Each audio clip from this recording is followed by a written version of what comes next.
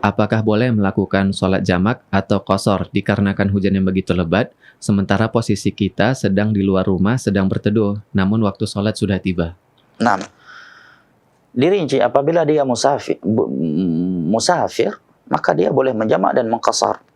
Tetapi kalau dia bukan musafir, dia tidak boleh mengqasharnya, salatnya, dalam kondisi apapun. Apakah boleh menjamaknya? Dirinci.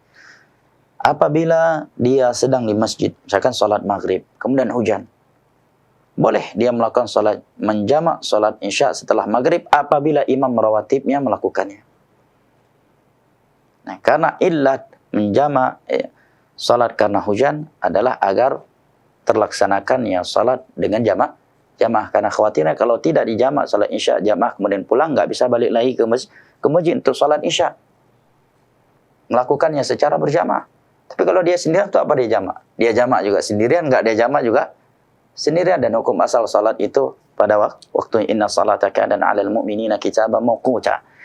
Adapun menjamak salat karena hujan, tentunya dengan pelaksanaan jamaah, maka terjadi kesilangan pendapat di kalangan ulama. Di antara ulama ada yang membolehkannya karena mereka menganggap riwayat wala matar itu adalah riwayat yang sahih. Hadis Abdullah bin Abbas dalam Sahih Muslim yang menyebutkan bahwa Nabi sallallahu alaihi wasallam jama'a baina dhuhri wal 'asr wal maghrib wal isya min ghairi khaufin wala safarin, kemudian tambahan wala matarin.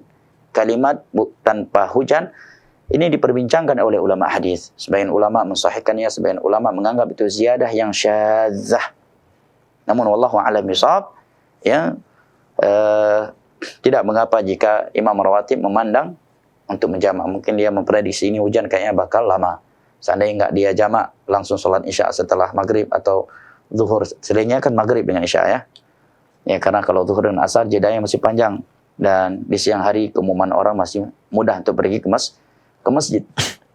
Dia memandang untuk menjamaknya karena melihat kalau tidak dijamak nanti pada isya enggak ada jamaah, maka tidak mengapa. Itu pernah Nabi SAW lakukan. Nah, barakallahu fiik.